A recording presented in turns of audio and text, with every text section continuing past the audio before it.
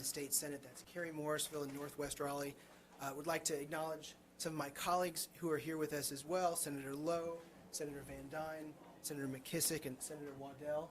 I'm going to keep my remarks very brief because today's press conference is about raising the voices of sheriffs opposing House Bill 370. We have 3 sheriffs in attendance, and you will hear from Buncombe County Sheriff Quentin Miller, Wake County Sheriff Gerald Baker, and Mecklenburg County Sheriff Gary McFadden. Each of them will give brief remarks, and then they'll take your questions. Thank you so much. Before I turn it over to Sheriff Miller, I'm going to recognize Senator Lowe, who is chairman of the Black Caucus, to give brief remarks. Thank you. Certainly we're here to show our support for all of our sheriffs and all of our citizens here in North Carolina. My sheriff in Winston-Salem, Forsyth County, could not be here. His father had a stroke, so he's unable to be here. Otherwise, he would be here speaking, because I think that it looks to me like what I see is an assault on urban sheriffs, and we cannot allow that to happen. Our citizens are all important. Our communities are all important, whether it be our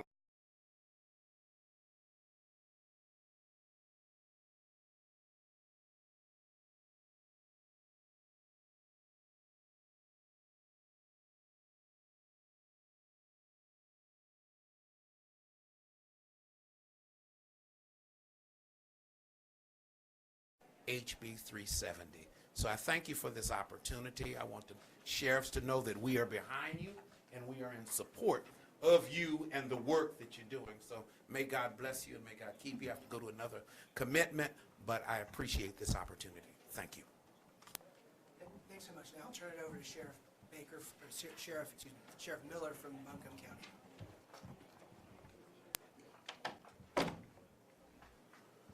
Good afternoon. I'm going to be real brief. Again, I'm glad to be here today. I'm in opposition of this bill, HB 370. Again, when you look at it, here we've, as sheriffs, we've been elected to do some things that the folks who elected us, we're trying to get that job done. This really doesn't have a lot to do with whether or not you support 287G or not. This bill is about legislation that's trying to force us to do something that the federal government has given us the options to do or to participate in. And it's just odd, I find it ironic that, you start speaking of our urban sheriffs and all the other names that we've been given, all of a sudden want to take legislation to change the rules, and that hadn't been done before. But whether you are for 287G or not, this bill is bad legislation because it's, we as sheriffs still have the constitutional right to do certain things, and now you're wanting to, because you feel a certain way about a matter, you want to use law to force us to do something that you have a particular interest in. So, I am opposed to the bill. I could say more, but we're going to watch it as we have. Wake County, our office has not changed its stand concerning the 287G. This office is about making sure that we are able to serve every community in this county. That is more important. At the end of the day, I always say this, we all may have some immigration concerns, but at the end of the day, I'm more concerned about being able to help a community of people who reside in this county just the way I'm able to help any other community. That's more important to me. So thank you very much.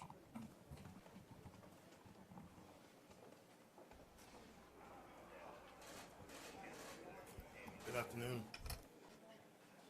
I will tell you that I ran on a campaign of community of we. And I stand before you to tell you that my position has not changed about my opposition to House Bill 370. But I don't want us to get confused or get this in the weeds, as I would call it, of what this is really about. Each one of us are sheriffs in the state of North Carolina. We're not urban sheriffs. We're not sanctuary sheriffs. We are sheriffs. When I stand before you as the sheriff of Buncombe County. Each of these sheriffs can tell you about their county, but I'm here to tell you that we must not be confused about what this is really about. None of us have changed about our opposition to 370. Thank you.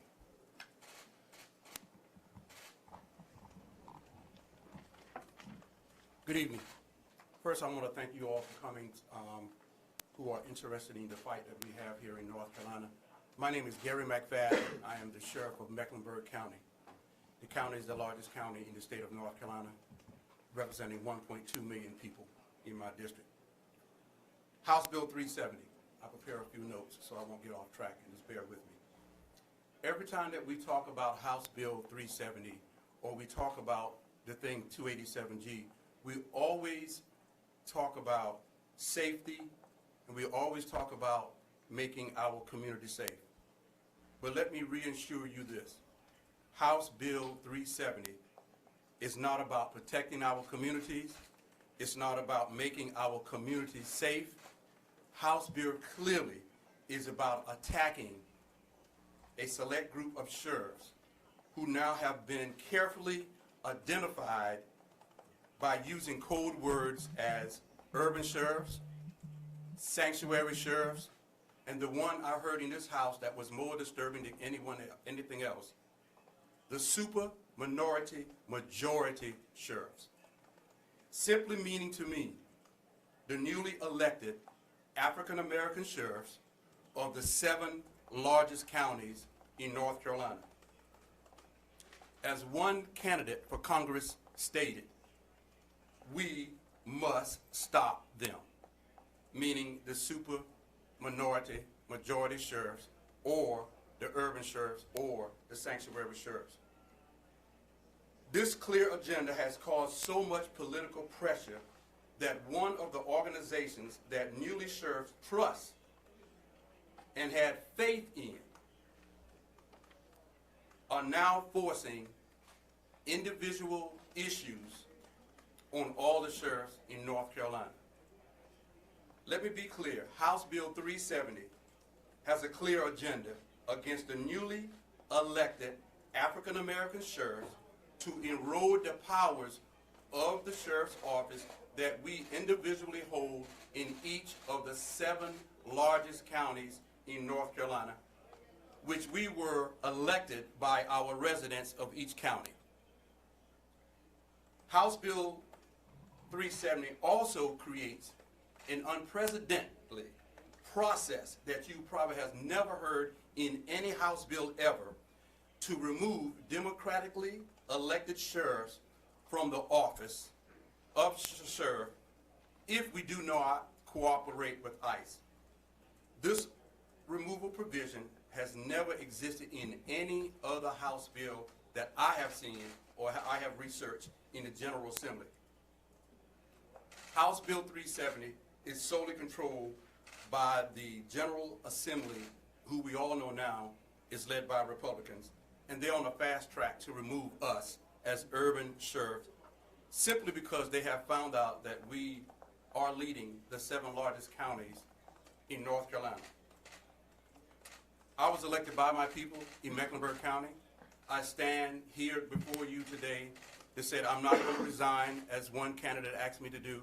I'm still going to stand firm in my belief of bringing cities together, bringing unity together, and representing and protecting anyone who resides in my county. I strongly oppose House Bill 370 today.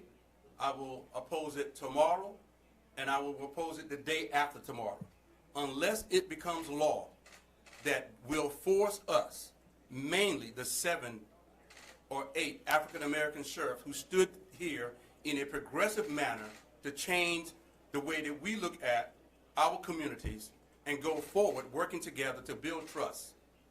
We are only being targeted because of our stance that we have individually in our community. House Bill 370 is now mixing politics with our policies and strictly is trying to erode the office of the sheriff for the very first time.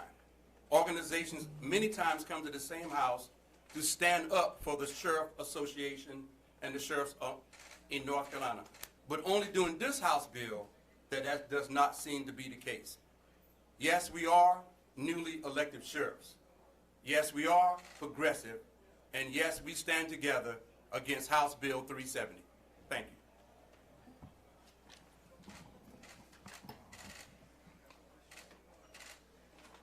Anybody have any questions? Question for all the sheriffs, and Sheriff McFadden, you alluded to this. Now, if this bill does become law, then what? We follow the law. Well, we always will follow the law. We have to follow the law, and we are mandated to follow the law. At this time, most of the stuff that happened prior to this was a voluntary agreement with the federal agency, only because we did not agree to voluntarily participate in 287G that all this now comes about and the creation of House Bill 370. Sheriff, there's been some changes made to the bill that would basically shift some of the decision-making to a judge or a magistrate. Why is that still a bad idea in your view? Well, now you're mixing state and local government practices with federal practices that I believe. I'm sorry, follow-up, is there a due process issue as well? Can maybe somebody, if you don't feel comfortable with that, somebody else? I don't. I'm not familiar with that process, with that, what all they have done thus far with that. Sure. You want to say something, Senator McKissick? Sure. Thank you.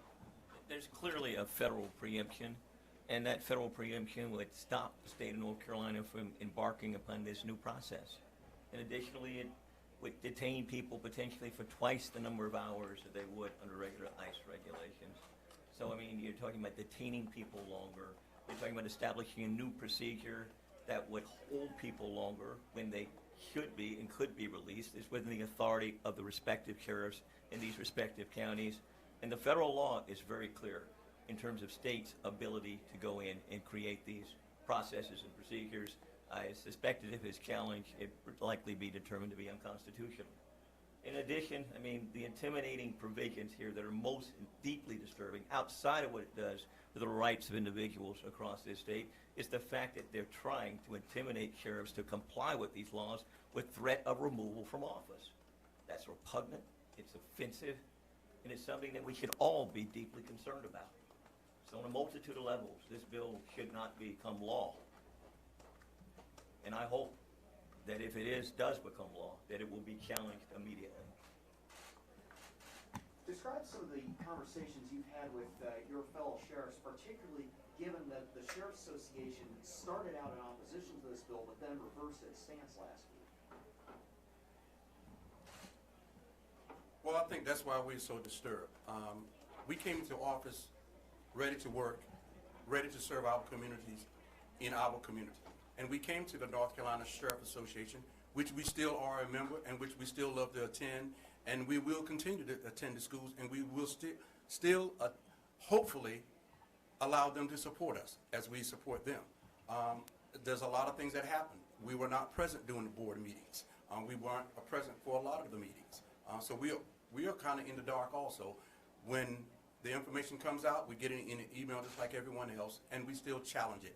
It has been going on since February, I believe, this year, and different positions came out all through the beginning of the year.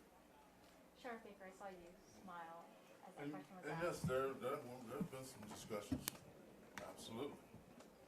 Honestly, I'm not going to comment on what we're talking about, but my partner has indicated we have concerns, about the change in stand. So we're looking at some things ourselves and trying to see what the options are and what's the best way to move forward. Sheriff Baker, have you noticed any Hb-1070 already impacting your deputies' ability to carry out their duties on the street? Some of you have said that this law, these detainers violate the Fourth Amendment of the Constitution. You'll say you'll follow the law, but if this law comes into effect, it seems like there's a conflict between federal and state law. What law are you going to follow? Well, that's where we're looking Sure, for and- the appeal and Sure. for it to be challenged. And I might simply say, if you look at the detainer provisions here in the federal law, it's 48 hours. Under this law, it doubles it to 96 hours. And it requires this judicial intervention along the way. I mean, it's not only have a killing impact on those who are arrested and apprehended and otherwise might be released, but in addition, you look at the widespread concern it's going to cause many people throughout the community who would otherwise potentially call law enforcement, it will now have a killing impact upon them. I mean, we don't want to have that. We want anybody who has a concern, whoever they may be, regardless of where they came from, to be able to call the law if there's a need for intervention by a sheriff. And if we are doing anything to stop people from wanting to do that, that's a problem. But I think that the conflict that you speak of is clear, it's present, it's obvious, and it's something that we, in my opinion, it's something that's a serious flaw in the bill. Have any of you or the other sheriffs in your similar situation been invited to the table at all with either legislators or the Sheriff's Association to specifically have any input in this, or just talk about your duties as new sheriffs and how you go about enforcing immigration law? I can say I haven't been invited to the table to speak with anybody. I took it upon myself to drive up here to Raleigh and speak for myself, for my county, and for the sheriff who stand with me. If I have their speak for them, I would speak for them. We're open. I came to Raleigh yesterday and hoping to speak and talk with somebody yesterday. Very few people spoke to me and very few people talked to me. I left Raleigh last night only to know that we will be back here today. I changed clothes, I gassed my car up, and I came back. And that's what we're going to continue to do as sheriffs. We don't want to fight. We just want to serve our community. And we want to be respected as sheriffs. You know, only when we became sheriffs, we became urban sheriffs, sanctuary sheriffs, or supermajority sheriff. All we're asking simply is to respect us as sheriffs, give us the tools, give us the respect, and allow us to serve. And that's all that we're asking. We don't want to fight with anybody. We still are going to be a part of North Carolina Sheriff Association, and we're going to be a part of the National Sheriff Association. We're going to be a part of any association that will help the citizens of our community. All we're asking is allow the playing ground to be the same as it has been in the past. And all we want to do is serve our communities. But no, again, we have not been invited to any conversations, not have been invited to any table, and very few people have reached out to us to help us along the way.